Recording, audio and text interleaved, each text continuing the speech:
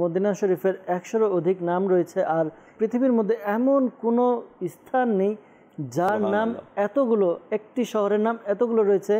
আর Medina শরীফ এমন এক শহর, যে শহরকে নিয়ে মানে এত কবিতা, এত পংক্তি লেখা হয়েছে মদিনার বিরহের জন্য, মদিনার প্রতি যাওয়ার ব্যাপারে, এরপর মদিনার আকাঙ্ক্ষা হৃদয়ে রেখে লেখা হয়েছে মদিনার প্রতি ভালোবাসা প্রকাশ করার জন্য। যখন মদিনা থেকে ফিরে আসবে, মদিনার বিরহ নিয়েও অনেকে কবিতা লিখেছেন। তো বলা হয়েছে যে অন্য কোনো জায়গা বা অন্য কোনো বিষয় এত কবিতা লেখা হয়নি। বলা হয়েছে মদিনাতুল মুনাওয়ারা হচ্ছে আশিকদের প্রাণকেন্দ্র। সুবহানাল্লাহ। নবী পাক সাল্লাল্লাহু তাআলা আলাইহি ওয়া আলিহি ওয়াসাল্লাম যেহেতু সেখানে আরাম করছেন, মদিনাকে তিনি ভালোবেসেছেন, এবং মদিনাতুল মুনাওয়ারার ফজিলত নবী পাক সাল্লাল্লাহু আলাইহি ওয়াসাল্লাম স্বয়ং নিজেই বয়ান করেছেন।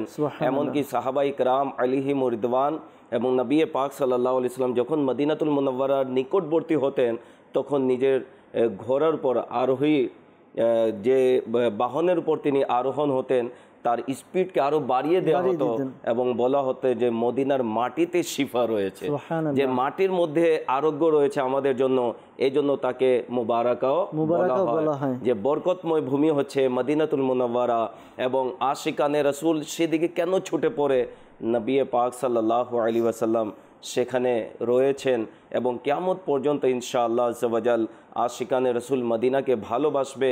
মদিনা হচ্ছে আমাদের প্রাণ কেন্দ্র। মদিনা ছাড়া আমরা স্থির থাকতে পারি না। মদিনাতুল মুনাওয়ারা দেখার জন্য সবাই ব্যাকুল থাকে। মক্কা একে বলা হয় বালাদুল আমিন, আবার মদিনা শরীফ একে বলা হয় তৈয়বা, পবিত্র।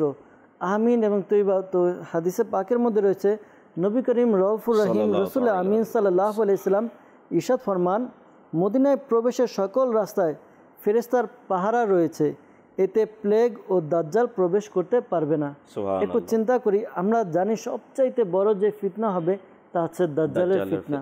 তো এই দাজ্জাল মক্কা এবং মদিনা এই উভয় শহরের মধ্যে প্রবেশ করতে পারবে না, কারণ মক্কা হচ্ছে আপনার আমিন, বালাদুল আমিন, আর মদিনা হচ্ছে তৈয়বা, পবিত্র। এটা তো হাদিসে পাকে আসছে না যে তোমাদের মধ্যে যে মদিনায় মৃত্যুবরণ করার ক্ষমতা রাখে সে যেন মদিনাতেই মৃত্যুবরণ করে, কেননা যে মদিনায় মৃত্যুবরণ করবে আমি তার জন্য সুপারিশ করব এবং তার পক্ষে সাক্ষ্য দেব। সুবহানাল্লাহ।